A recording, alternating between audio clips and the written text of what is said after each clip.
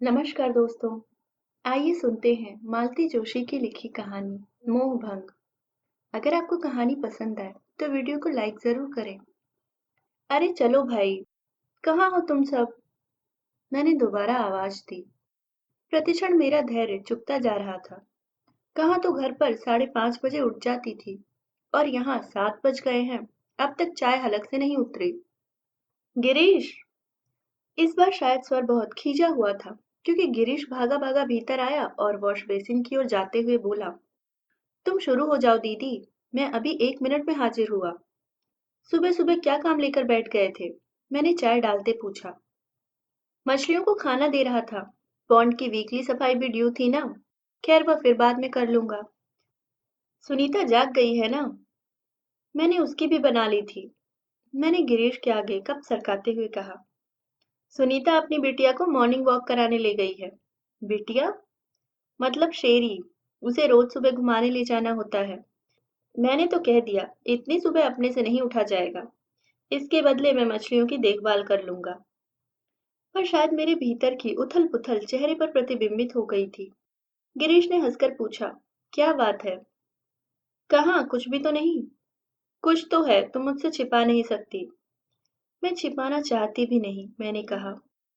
सुनीता से शायद न कहती, पर तुमसे तो कोई संकोच नहीं है गिरीश। ये क्या पागलपन है? पागलपन? और क्या, अपने प्यारे से दो मुंहे बच्चे वहां उतनी दूर हॉस्टल में रख छोड़े हैं और यहाँ कुत्ते बिल्लियों पर प्यार लुटाया जा रहा है।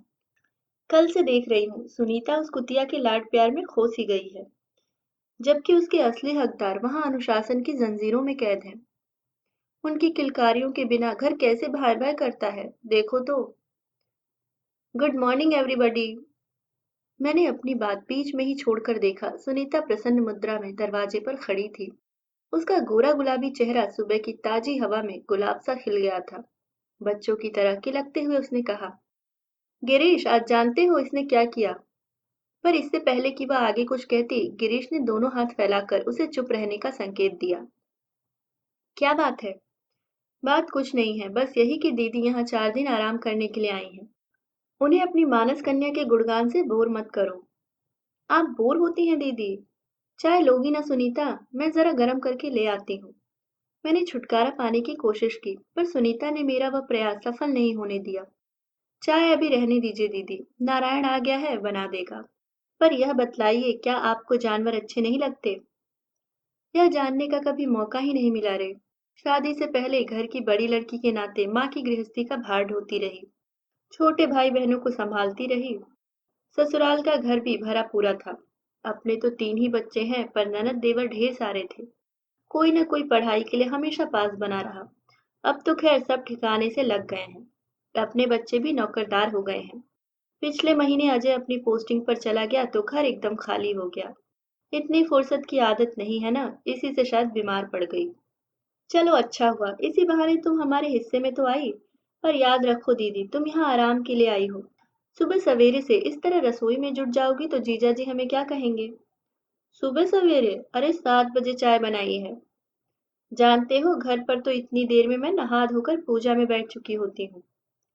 पर आप यहाँ रिलैक्स होने आई हैं ना दीदी?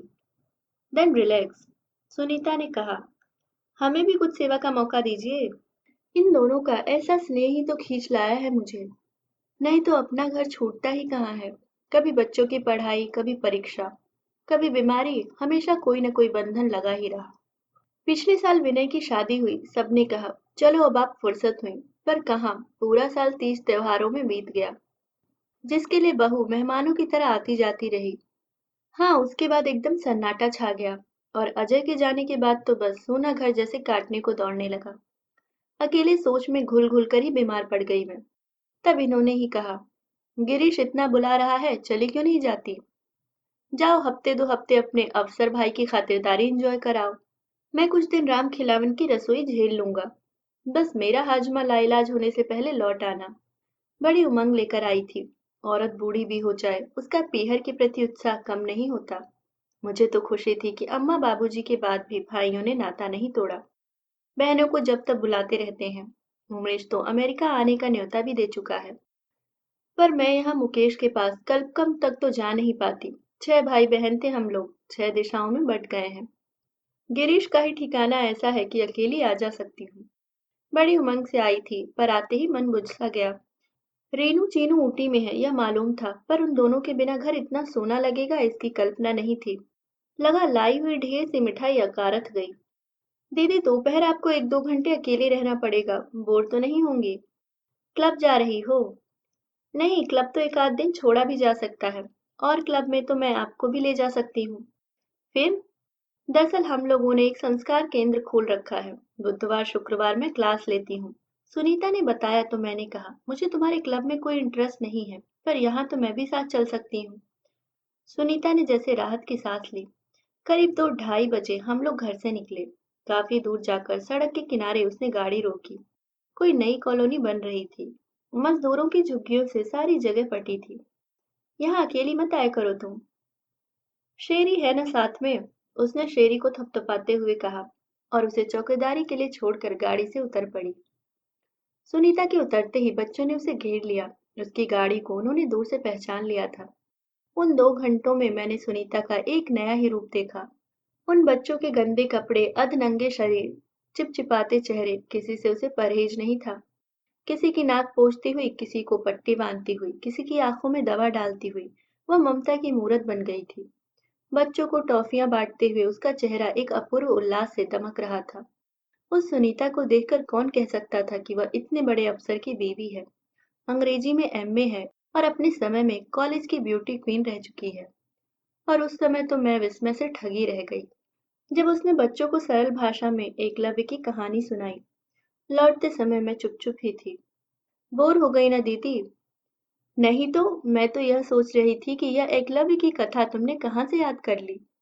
क्यों, मेरे पास तो रामायण महाभारत की कथाओं का पूरा सेट है। हर बार एक कहानी याद करके जाती हूँ। जिन्हें पढ़ना आता है उन्हें चित्रकथाओं की पुस्तक भी देती हूँ। एक बात कहूँ सुनीता, बुरा तो नहीं मानोगी? कहिए।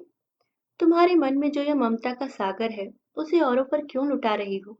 अपने बच्चों को भी तो उसका सुख भोगने दो।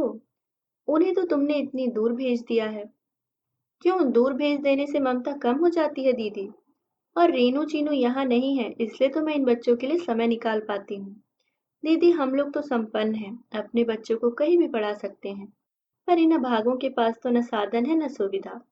इन लोगों के लिए कुछ कर पाने से मन को कितनी तृप्ति मिलती है, मैं बता नहीं सकती। बता भी दूं तो शायद आप समझ नहीं पाएंगे। हाँ, सो तो है। मैंने हथियार डाल दिए और वह अप्रिय प्रसंग वहीं समाप्त कर दिया। मम्मी जी, मैंने अपनी बुनाई से नजर उठाकर देखा। पर्दे की फाक से एक नन्हा सा चेहरा झांक रहा था। तेल सने बालों की कसी दो चोटियां, ऊपर दो तितली नुमा बड़ी बड़ी क्लिपें, आंखों में ढेर सारा काजल, नाक में काला सा धागा, कानों में तांबे की बालियां, जिस हाथ की उंगली मुंह में दिए थी उसमें प्लास्टिक की हरी 4 चूड़ियां। सुनीता तब तक आ पहुंची थी। सुनीता देखो तो जरा, ये रहे आपके बिस्कुट, पर पहले मुंह से उंगली हटाओ।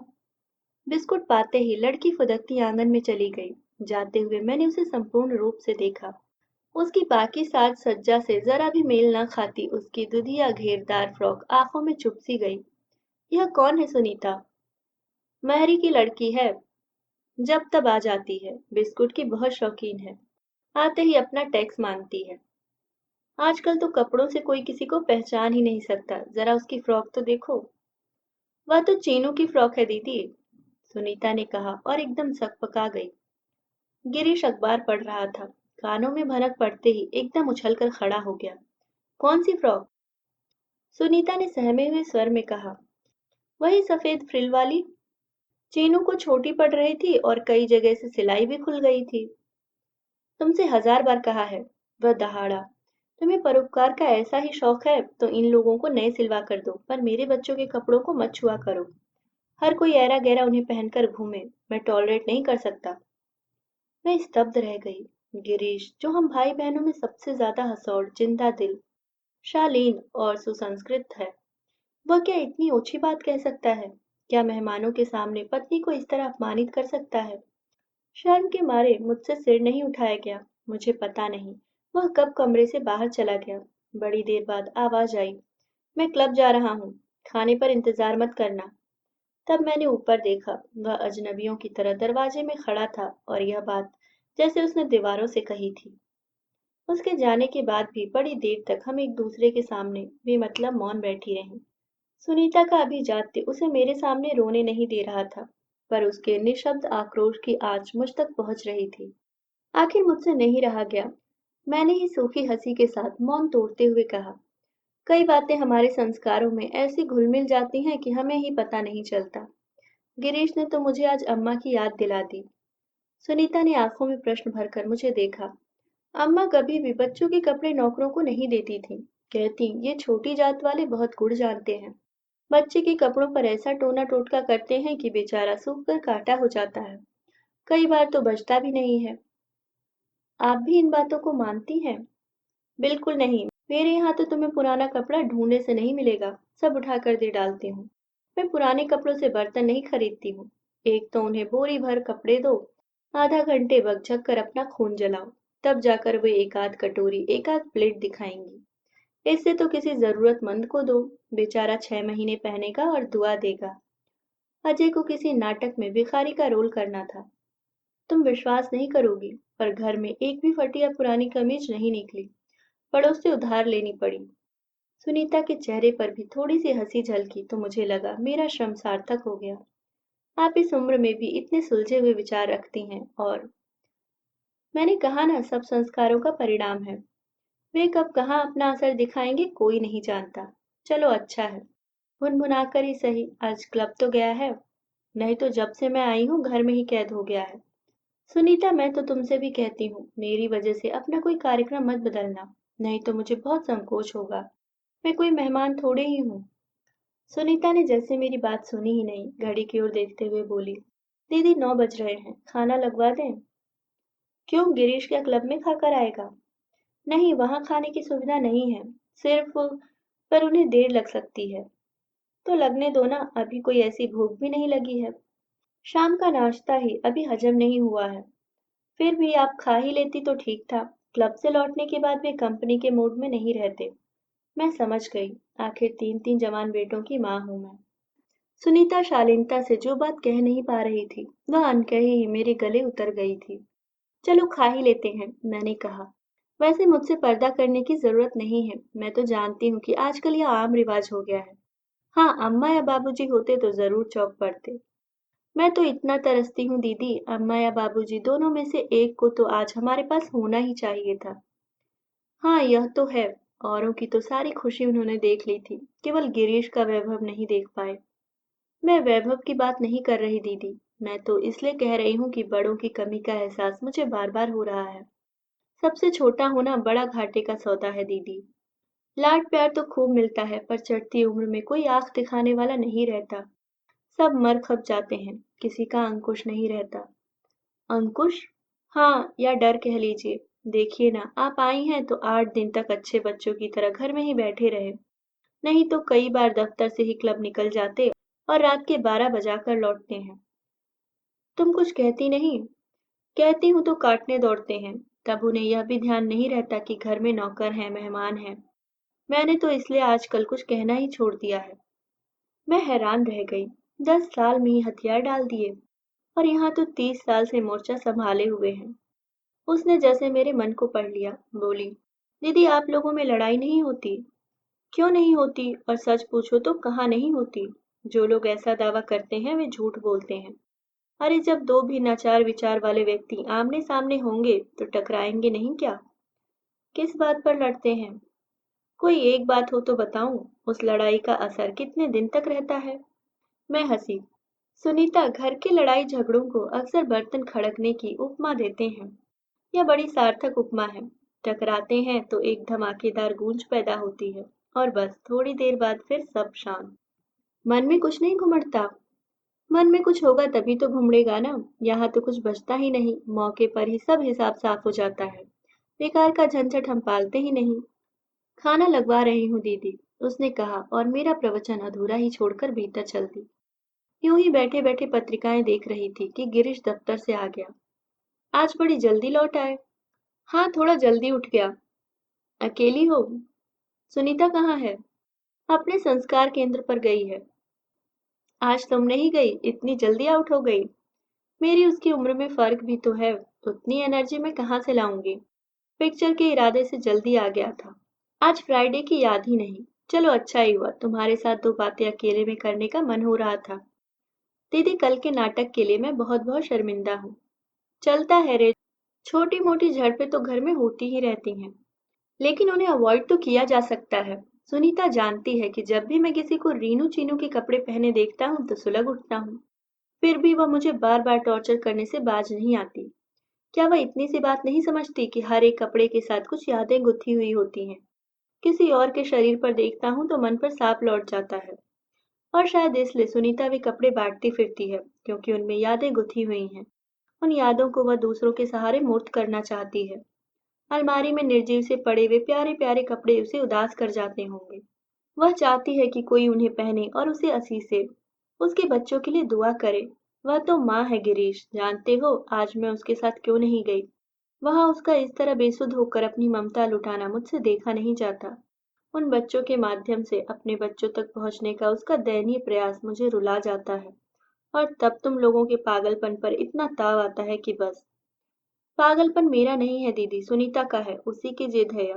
कहती है आजकल ये कोई नहीं देखता कि आपके बच्चे क्या पढ़ते हैं, वे कहाँ पढ़ते हैं यह ज्यादा महत्वपूर्ण है। लेकिन यहाँ भी तो एक से एक बढ़िया स्कूल है, राजधानी है। लेकिन यहाँ वाले स्कूल तो लोकल कहलाएंगे ना। आज का स्टेटस सिंबल है पब्लिक स्कूल। खासकर लड़कियों के लिए तो यह बहुत जरूरी है। लड़की सुंदर हो, पढ़ी लिखी हो, दहेज वाली हो, फिर भी बात नहीं बनती। सुनीता कहती है कि अब लोग रेजिडेंशियल स्कूल वाली मांगते हैं, सिर्फ इंग्लिश मीडियम से किसी को इम्प्रेस नहीं कर सकते। सुनीता जो कहती है क्या वही अंतिम सत्य है? तुम्हारा अपना कोई मत नहीं है? मुझे मताधिकार मिलता ही कब है? मैं तो कस्बे के शासकीय उच्चतर माध्यमिक विद्यालय का पढ़ा हुआ हूँ ना। स्कूल का नाम चबा चबा कर बोलते हुए उसने कहा। पब्लिक स्कूल तो हमारे लिए सपना ही था। हम तो किसी अच्छे से प्राइवेट स्कूल की बात भी नहीं सोच सकते थे। पर उससे क्या फर्क पड़ता है आज किस बात में औरों से कम हो। बस यही तो मैं सुनीता को समझा नहीं सकता। उल्टे वही मुझसे कहती है कि आपकी परवरिश दूसरे ढंग से हुई है, आप इन बातों को नहीं समझेंगे। अपने प्रतिकुल के अपमान की एक सूक्ष्म सी चुभन से मैं तिलमिला गई, पर मैंने अपना क्षोभ प्रकट नहीं होने दिया। गिरीश वैसे ही उद्विग्न था। उसके मनस्ताप को और हवा देना उचित नहीं लगा। घर में शांति बनाए रखने के लिए कई बार समझौते करने पड़ते हैं। यह भी उनमें से एक है, पर अभी भी मेरा मन इसका अभ्यस्त नहीं हो पाया है। हर बार जाते हुए लड़कियां इस तरह बिलखती हैं कि मेरी हफ्तों की नींद छिन जाती है। किसी तरह मैं वह दृश्य भूल नहीं पाता। जितना ही अपने को संभालता हूँ भीतर से उतना ही बिखर जाता हूँ। और शायद इसलिए दनादन पीने लगे हो। क्यों? नहीं, वह एक दूसरा टेंशन है। दो दो बच्चों को बाहर पढ़ाने का मतलब क्या होता है, जानती हो दीदी। और सरकार जितनी तनख्वाह देती है उसमें तो यह संभव ही नहीं है। इस शाह खर्ची के लिए फिर बहुत कुछ ऊपर नीचे दाएं बाएं करना पड़ता है। दुख तो यह है कि इसके बाद भी रीनू चुनू वहाँ हीन भाव से ग्रस्त रहते हैं। I am a bankrupt man दीदी, बोथ इमोशनली एंड फाइनेंशियली। जरा सी बात का तुम लोगों ने हवा बना रखा है। मैंने झिड़की दी। यह कोई ऐसी समस्या नहीं कि सुलझ ही नहीं सके। इसका कोई समाधान नहीं है दीदी। मेरी भावनाओं को कोई नहीं समझेगा। बच्चों को वापस बुलाने का सीधा मतलब होगा कि हम लोग इस खर्च को झेल नहीं पा रहे हैं। पास पड़ोस का उपहास तो मैं फिर भी सह जाऊंगा, पर सुनीता के ताने मेरा जीना मुश्किल कर देंगे। बच्चों की मेरी सारी खुशियां बेस्वाद हो जाएंगी। गिरीश, मैंने भीगे स्वर में कहा, अभी तुम्हारी शादी को दिन ही कितने हुए हैं, अभी से इतनी कड़वाहट। हैरत होती है। हैरत तो मुझे भी होती है दीदी। बहुत आश्चर्य होता है अपने पर। जानती हो, शादी के फौरन बाद जब एक एक कर रीनू चीनू चली आई तो मुझे बड़ी कोफ्त होती थी। लगता था कि सुनीता को मैंने हमेशा के लिए खो दिया है। वह जैसे बच्चों की ही होकर रह गई है। और अब जबकि हम दोनों के बीच तीसरा कोई नहीं है, मुझे घर लौटने की ही इच्छा नहीं होती। जरा भी अकेले हुए कि हम लोग बिना बात के लड़ पड़ते हैं। जो कहना चाहते हैं वह तो कह नहीं पाते, किसी तीसरी ही फालतू सी बात पर उलझ जाते हैं। मन की फांस मन में ही रह जाती है। वैसे सुनीता ने गलत नहीं कहा था। सचमुच हम लोग ऐसे वातावरण में पले हैं जहाँ बच्चों का घर में रहना है नहीं समझा जाता था, बल्कि बच्चे तो घर की रौनक थे, धड़कन थे। बाबूजी तो बच्चों की पढ़ाई के लिए बुआ मामा आदि के यहाँ भी भेजने के विरुद्ध थे। उनका कहना था कि स्कूली शिक्षा बच्चों को घर पर रहकर ग्रहण करनी चाहिए, क्योंकि यही उम्र होती है जब बच्चे संस्कार ग्रहण करते हैं, परिवार के आचार विचार सीखते हैं। इसी उम्र में ममता की, देखभाल की सबसे ज्यादा जरूरत होती है। जो बच्चे इस कच्ची उम्र में बाहर निकल जाते हैं, वे घर से हमेशा के लिए कट जाते हैं। मैं तो बाबूजी से 2 कदम आगे थी। मेरा तो बच्चों को नौकरी के लिए भी बाहर भेजने का मन नहीं होता। मैं तो चाहती हूँ कि वे सारी जिंदगी पढ़ते ही रहें या फिर यहीं कहीं छोटी मोटी नौकरी कर लें। पर अपना सोचा सब कहाँ होता है। विनय डीएफओ बना जंगलों की खाक छान रहा है। उदय उतनी दूर पश्चिमी सीमांत पर तैनात है। पिछले साल अजय का रिजल्ट आते ही मेरा दिल बैठने लगा था। अब यह भी चला जाएगा। 3 बच्चों की माँ होने के बाद भी मैं अकेली पड़ जाऊंगी। मैंने इधर उधर नजर दौड़ाई कि किसी का बच्चा ले आऊंगी, थोड़ा सहारा हो जाएगा। पर कहीं भी बात छेड़ने का साहस नहीं हुआ। आजकल तो सबके यहाँ हम दो हमारे दो वाला हिसाब है। अपना बच्चा कौन हमें दे देगा। पर जब पता चला कि गिरीश ने रीनू चीनू को हॉस्टल में डाल दिया है तो बहुत पछतावा हुआ। इससे तो अच्छा था मैं ही ले आती, कम से कम घर की रौनक तो होती। यूं तो अब बहुरानी आ गई है, पर वह विनय के बंगले की शोभा बढ़ा रही है। मेरा घर तो सोना का सोना रहा। अजय ने नौकरी ढूंढी भी तो एकदम कुवैत में। उसके जाने तक मैं किसी तरह जी कड़ा करके उसकी तैयारी में लगी रही। उसे विदा करने काफी लोग आ गए थे। उन सबके जाते ही मैंने बिस्तर पकड़ लिया। शरीर तो अपनी जगह ठीक था, मन एकदम पस्त हो गया था। कोई दवा लगती ही न थी। 15-20 दिन बाद जी कुछ ठिकाने लगा। विनय के पिता समझते हैं यह डॉक्टर वर्मा की दवा का असर है, और मैं जानती हूँ मेरा असली डॉक्टर कौन है। वह है मेरा नन्हा पोता। उसकी खुशखबरी मुझे मेरी छोटी बहन शशि ने दी थी। अजय को विदा करने सब लोग आए थे। लौटते समय विनय मौसी को जबरदस्ती लिवा ले गया। बेचारा मुझसे भी बहुत कुछ कहता रहा, पर उस समय मेरा कहीं जाने का मूड नहीं था। शशि का पत्र आते ही मेरी खुशी का पार नहीं रहा। साथ ही मैंने अपने को लताड़ा भी। मेरी आंखों को क्या हो गया था। 8 दिन तक बहू आंखों के सामने रही और मुझे पता ही नहीं चला। दरअसल उस समय मैं अजय के लिए इतनी व्यग्र थी कि दूसरी बातों के लिए अवकाश न था। मैं तो एकदम भली चंगी हो गई, जैसे कुछ हुआ ही नहीं था। मैंने तुरंत फुरत भविष्य की सारी योजना बना डाली। बस अब की बार स्वाति आएगी तो उसे यहीं रख लूंगी। बच्चा पूरे 6 महीने का हो जाएगा, तभी वापस भेजूंगी। वहां जंगल में उसकी दवा दारू कौन करेगा। और अगले 2-3 साल में विनय की अच्छी तबादला न हुआ और अगले 2-3 साल में विनय का अच्छी जगह तबादला न हुआ तो उसे यहीं ले आऊंगी। उस गंवई गांव में नहीं पढ़ने दूंगी। बैठे बिठाए लड़का बर्बाद हो जाएगा। जिसके आने की आहट मात्र से मन का सूनापन बिला गया था, उसके आने पर क्या रौनक होगी। मैं तो उसकी कल्पना से ही पुलकित हो जाती हूँ। बस अब मुझे किसी के आगे हाथ पसारने की जरूरत नहीं रही। मेरा मनचाहा खिलौना मुझे मिल गया था। रात का खाना खाकर हम तीनों अपनी अपनी कुर्सियों पर जम गए थे। अब मुझसे रात में बुनाई नहीं होती, टीवी देखते हुए तो बिल्कुल भी नहीं। पर सुनीता ने अपने बैग से चटक नारंगी रंग का एक लच्छा निकाल लिया था और अब उसे घुटनों में फैलाकर वह गोला बना रही थी। क्या बना रही हो? मैंने उत्सुकता से पूछा। शेरी के लिए स्कार्फ बना रही हूँ, सुबह ठंडी हवा चलती है। धत तेरे की, मैंने निराश होकर कहा। मैं तो सोच रही थी घर में कोई नया मेहमान आ रहा है। अरे नहीं दीदी, अब गुंजाइश ही कहाँ है। गुंजाइश निकालनी पड़ेगी। रीनी चुनू को भाई नहीं चाहिए? कोई श्योरिटी है? फिर से एक टीनू आ गई तो आ जाने दो, क्या फर्क पड़ता है। घर में रौनक तो रहेगी। शेरी वेरी से मन थोड़े ही भरता है। आप शेरी से इतनी नाराज क्यों हैं दीदी? नाराज नहीं हूँ रे, पर दीदी सावधान रहिएगा, आपके खिलाफ एक षड्यंत्र रचा जा रहा है। गिरीश ने बनावटी गंभीरता से कहा। आप दीदी को बेवजह डरा क्यों रहे हैं? दीदी जाते समय सुनीता तुम्हें एक सरप्राइज देने वाली है। कोई कुत्ता बिल्ली तो नहीं है ना? मैंने सशंक होकर पूछा। देखो सुनीता, मैंने तो कुछ नहीं कहा ना, पर हमारी दीदी ही इतनी इंटेलिजेंट है कि। अब आप चुप भी कीजिए। सच दीदी, मिसेज रायजादा की जूली ने इतने प्योर पप्स दिए हैं।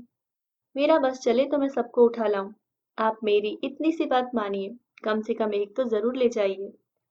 मुझे चुप देखकर उसने कहा, क्या सचमुच आपको जानवरों से इतनी चिढ़ है? नहीं, चिढ़ नहीं है रे, पर दीदी आप एक बार इन्हें प्यार करके तो देखिए। दे repay you with compound interest. Am I right, darling? उसने शेरी से पूछा। तुम्हारा कहना ठीक है सुनीता, पर अब इस उम्र में मुझसे उनकी सार संभाल होगी नहीं। जीजा जी कर लेंगे। वाह क्या कहने, वे अपनी देखभाल तो कर ले पहले, मुझे दिन भर उनके आगे पीछे डोलना पड़ता है। फिर आप दोनों मिलकर कुत्ते के आगे पीछे डोलेंगे, घर में रौनक हो जाएगी। बिजी हो जाएंगे तो उदास होने का वक्त ही नहीं मिलेगा। रौनक का तो ऐसा है, मैंने मन ही मन उमकते हुए कहा कि घर में अब जीता जागता खिलौना आ रहा है। अरे हाँ दीदी, आपको मैं बधाई देना भूल ही गई। बधाई किस बात की? गिरीश ने पूछा। वाह, आपको पता ही नहीं है, दीदी अब दादी बनने जा रही हैं। दीदी दिस इज टू मच, विनय ने अच्छा नहीं किया। क्या हुआ रे? अरे बड़ी मुश्किलों से हम अपने को ससुर जी के गरिमामय पद के अनुरूप ढाल रहे थे। इसने दंड से हमें दादाजी भी बना डाला। इतना फास्ट प्रमोशन तो किसी डिपार्टमेंट में नहीं होता। उसके इस अभिनय पर मैं और सुनीता दोनों ही हंस पड़ी। उल्लसित होकर मैंने सुनीता से पूछा, तुम्हें कैसे पता चला? शशि ने लिखा था। शशि दीदी लिखेंगी? राम भजिए। फिर मेरे पास स्वाति का पत्र आया था। स्वाति का? आश्चर्य से मेरी आंखें फैल गईं। क्यों, आपकी बहू क्या हमें पत्र नहीं लिख सकती? क्यों नहीं लिख सकती? मैंने कहा और चुप हो गई। अब यह कैसे कहती कि स्वाति का इस तरह ढिंढोरा पीटना मुझे अच्छा नहीं लगा। यह बात क्या बहू बेटियों की अपने मुंह से कहने की है? फिर हम लोग किस लिए हैं? ये नई लड़कियां कितनी स्मार्ट होती हैं दीदी। सुनीता ने जैसे मेरे मुंह की बात छीन ली, पर उसके स्वर में व्यंग का नहीं, प्रशंसा का पुट था। जानती हैं उसने पत्र क्यों लिखा था? मुझसे रीनू के स्कूल की जानकारी मंगाई थी। मेरे कलेजे पर मानो किसी ने हथौड़े की चोट की। तिल मिलाकर मैंने पूछा, क्या उसे पता चल गया है कि लड़की ही होगी? हो भी सकती है, सभी संभावनाओं का ध्यान रखना पड़ता है। उन्होंने कोई 5-6 जगह फॉर्म दे रखे हैं, एक के भरोसे थोड़े ही बैठा जाता है। अब देखिए ना, रीनू के स्कूल में सन 90 तक की बुकिंग हो चुकी है। इसलिए मैं कहती हूँ ना कि स्वाति बड़ी समझदार है। बच्चे की आहट पाते ही उसने भविष्य की योजनाएं शुरू कर दी। हमारी तरह नहीं कि प्यास लगने पर कुआं खोदने चले हैं। वो तो लक अच्छा था इसलिए एडमिशन मिल गया, वरना मुश्किल ही था। सुनीता और भी बहुत कुछ कहती रही, पर मेरे कान ही सुन्न पड़ गए थे। आंखों के सामने स्वाति की योजनाएं नाच रही थीं। उसने बच्चे का भविष्य तो निर्धारित कर लिया, पर हमें तो एकदम भूतकाल में ढकेल दिया। सारी उमंगों पर, उल्लास पर पानी फिर गया। गिरीश, मैंने थके से स्वर में कहा, बहुत रह लिए भैया, अब हमारी वापसी का इंतजाम करो। बोर हो गई दीदी? दोनों ने एक साथ पूछा। नहीं रे, पीहर में आकर कोई बोर होता होगा, पर घर पर वो महाराज बैठे हैं ना, उन्हें राम खिलावन के भरोसे छोड़ आई थी। कच्ची पक्की खिलाकर पता नहीं उनकी क्या दशा कर दी हो। जब तक हूँ तब तक सेवा कर लेने दो, मैंने उठते हुए कहा। फिर तो वे हैं और उनके बच्चे, जैसा चाहे रखें। बात को इतना करुण पुट देने की जरूरत नहीं थी, पर यह तो मैं अपना आक्रोश उड़ेल रही थी। जानती हूँ कि नदी कभी पीछे मुड़कर नहीं देखती, उसका प्रवाह आगे को ही भागता है। फिर यह जिद क्यों? किस लिए?